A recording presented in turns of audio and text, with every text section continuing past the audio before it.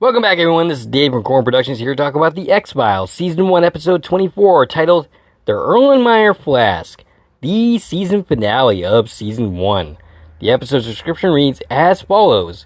Deep Throat tips Mulder to a critically important case involving a missing fugitive and the cloning experiment of extraterrestrial viruses. The episode was written by Chris Carter, and the episode was directed by R.W. Goodwin. He would direct the season finales of each of the first 5 seasons. This is his first directorial stint on this series. He would direct 9 episodes across the 5 seasons, and he would also be a producer for that length of time as well. The episode originally aired on May 13th, 1994. Before going any further, I'll tell you a couple things. When this is not a appropriate podcast, if you haven't watched the episode, I highly recommend you go and check it out, and then come back and give me a listen. Secondly, if you're listening to one of the platforms this podcast is now available on, please follow and feel free to check out my YouTube channel, Corn Productions, where additional content can be discovered. If you're already on my YouTube channel, please like, share, and comment, and please subscribe to my channel. Alright, so here we are at last, the Season 1 finale. This is a great episode that fulfills my Season 1 commitment to the show, but of course I will not stop here. My current plans are to do the opening 6 episodes of Season 2, plus 1 breath, and then I'm skipping to the revival series, doing all of those episodes, and then I am going on from there. From now on, if I don't feel like talking about an episode, I'm just going to skip it entirely. There will be no more videos giving episodes the 3-minute treatment. So as I said, this episode is the season finale. It could very well have been the series finale. It was uncertain if the show would return or not at this time, though I'm pretty sure Fox had made up its mind. Fox did not want the season to end with the X-Files being shut down because they did not want audiences to assume it had been canceled. The episode begins with a police chase that ends with the suspect being shot and falling into the water only to disappear. On the dock, we see some green blood, which, oh by the way, causes problems for everyone else when exposed to it, so it should cause problems for these cops, but here it does not. And then we have our credits, which ends with the tagline, "Trust no one." It is the first time that line is changed in the series, but it will certainly not be the last time. After the credits, Mulder gets a mysterious phone call from Deep Throat, who tells Mulder to turn on the news, which of course is the report at the beginning of the episode that we just saw. Mulder records the report and then goes back to his office. Scully asks questions about the report that Mulder has watched about 100 times now. He's not seeing what he's supposed to see. Scully asks if perhaps Deep Throat is yanking his chain, as he's done that before. But Mulder doesn't think so, not this time. Mulder goes to the scene, asks some questions, and then takes a look at the car, which was in the impound, and apparently the car was stolen. Scully thinks they are wasting their time, but Mulder looks at a picture of the crime scene and realizes it's not the same car. In the picture, there's a partial plate which is different from what is in the images. He has the partial plate run, and that brings him to Dr. Berube. Berube is played by Ken Kramer, 96 credits for him, including 3 on the series, all as different characters. Berube, who did not know that his car was missing, or claims not to anyway, says that his housekeeper occasionally uses the car. Scully sticks her finger into a cage with the monkeys, who do not react well to her. Berube gives them the brush off and sends them on their way. Mulder wants to check with the housekeeper, but Scully has had enough. She says they don't know anything about Deep Throat, they don't know what his motives are, so on and so forth. Mulder asks her if she thinks he gives them the info that he does because he gets off on it. And Scully says, nope, he does it because Mulder does. And I'm not totally sure what she means by this. I've never really understood what she means by this. But Mulder goes home and Deep Throat shows up to chastise him for his lack of commitment.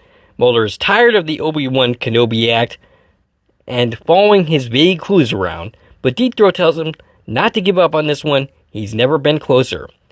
Berube gets a late night visitor from someone I don't think he would like to see that much. He doesn't seem all that friendly. This visitor wants to know if he's been contacted by Dr. Sakura. He's pretty convinced that he's alive. And that, of course, was the person that was being chased at the beginning of the episode. And this is where Berube meets his end. This guy is credited as Crew Cut Man, played by Lindsay Gittner, who will appear in another episode as the same character. He has 75 credits, including an episode on Star Trek Voyager. The police give up on the search just in time for the suspect to surface, very much alive. He is played by Simon Webb, 35 credits for him, including Riding the Bullet, based on the Stephen King book, Happy Gilmore, and Supergirl. That was the most recent credit. Mulder and Scully investigate the murder of Dr. Berube. It's claimed to be a suicide, and the lab is completely trashed. Mulder doesn't believe this story. He pulls out a beaker that says purity control and hands it to Scully to figure out what it is. And this is pretty awfully sloppy of the assassin to leave that behind. Scully says, "Alright, I'll do this, but if it turns out to be monkey pee, Mulder is on his own." Mulder goes to Berube's home and breaks in. Scully goes to another scientist, Dr. Carpenter, and has the solution analyzed. The doctor finds it very strange from the start, and she wants to do another test. Mulder has his friend Danny get info on a number that was in his book, in his Rolodex, and we see someone drive up, and I believe this is a crew cut man, listening in as he gets a call. It turns out to be Dr. Sakara.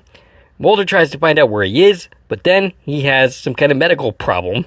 Helpful stranger hangs up on Mulder and calls for an ambulance. Danny gets back to him with the address of the number, and by this point, the van has driven off, and so I guess the people in the van do not hear Mulder get the address to a company, to a building that is owned by the Zeus company.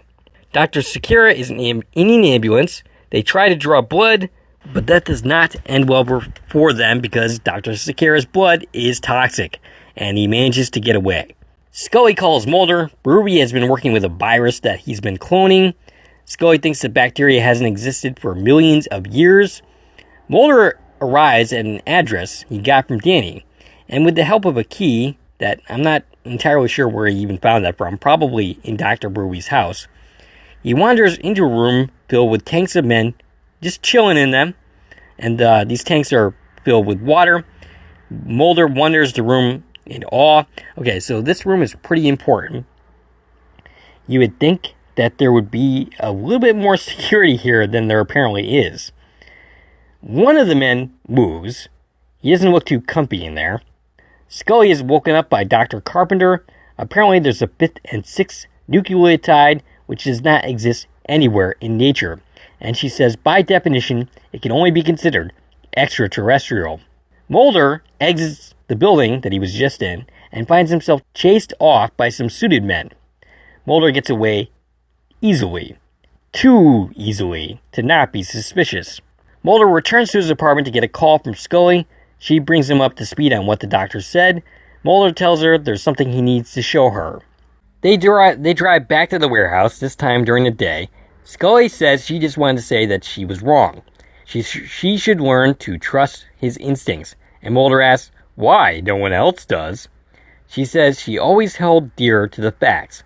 And Mulder says that whatever she believes, when she walks into that room, nothing she had previously believed will hold true anymore.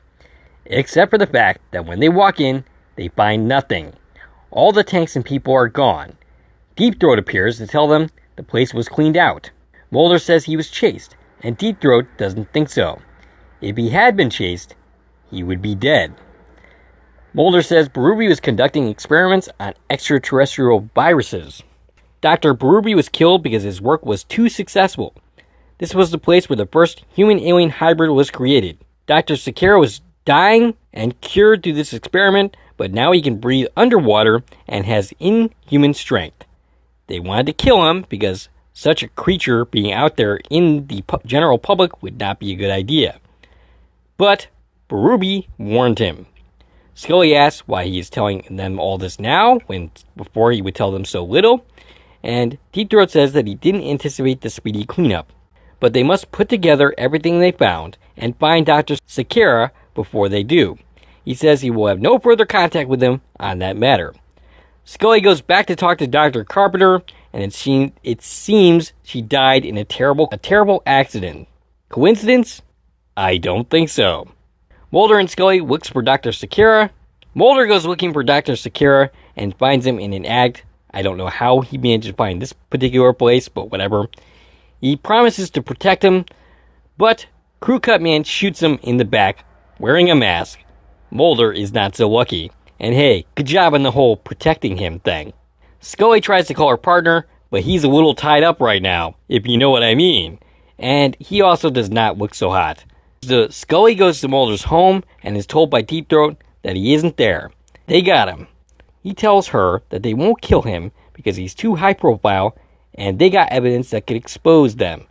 Yeah, not so much on that one. He says they could get evidence and trade it in for Mulder's life. He can get her into a secret facility with her medical background, which he does, but he doesn't bother to tell her the password to get in. She has to guess at that, which seems a little bit risky to me. The password is purity control, and it looks like the evidence is an alien embryo. Scully meets Deep Throat with it on a bridge and is reluctant to give it to him. She wants to make the exchange herself. She does not trust Deep Throat. Deep Throat gives her a terrible story about how kids were inoculated with something that they were unaware was actually an alien virus. The same virus that has been injected into the people in those tanks. So she asks, why give the parcel back to them? And he says he wants to give the evidence back to them to save Mulder's life, that Mulder and Scully can expose the truth. The white van drives up, and Deep Throat insists once again he give her the parcel, which she finally agrees to. She goes back to her car, though she gets a glimpse of Crew Cut Man. Deep Throat hands over the parcel, and then he is gunned down. Mulder's body is dumped out of the vehicle. Scully screams, goes to Mulder's side, and then to Deep Throat. And Deep Throat's dying words is to trust no one. When Jerry Hardin received the copy of the script, it included a note on the front from Chris Carter saying, "No one really dies on the X-Files." And by the way, I believe, despite the fact that Deep Throat was a compelling character, that it was a good move killing him off, because it just gave the impression that no one was safe in the series, other than perhaps Mulder and Scully themselves. Mulder ends up calling Scully and tells him that the X-Files has been shut down. He was told by the unseen Skinner he is not seen in this episode, but don't worry, we'll see plenty of him next season. They are going to be reassigned to other sections. Mulder says he's not going to give up, not as long as the truth is out there. We see Cancer Man drop the human embryo in a container at the Pentagon in an almost identical shot to the end of the pilot episode. From the X-Files wiki. Alright, so this is from the X-Files wiki. I just want to include some background information to conclude this video with. Chris Carter wrote the teleplay for the episode, which he described as a result of a year-long learning experience. He tried to firmly establish the mythology of the series, where we explored the different avenues of government conspiracy and turning it into more than just flying saucers, and having what a writer called a defining moment for Scully, where the agent could hear from a fellow scientist that she was dealing with a truly extraterrestrial material.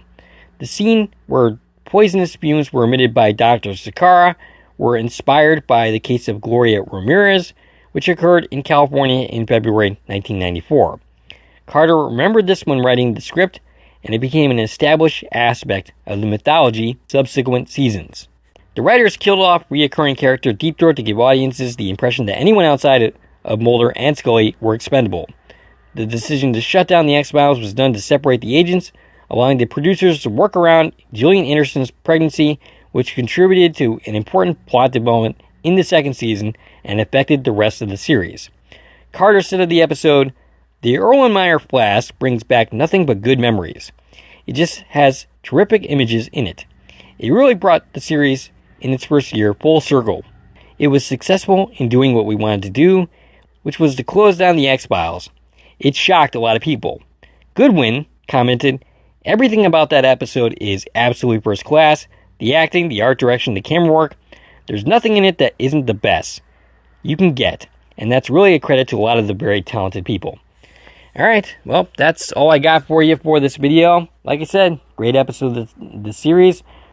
If you like this video and want to support the channel, there are a number of ways to do so. You can follow me on Twitter at Core Productions. You can join one of my Core Productions Facebook pages. You can buy something from the Core Productions store on Zazzle. You can buy me coffee, which is a new way to support content creators such as myself. And of course, you can like, share, and comment on this video, as well as subscribing to my channel. This is Dave from Core Productions, signing off.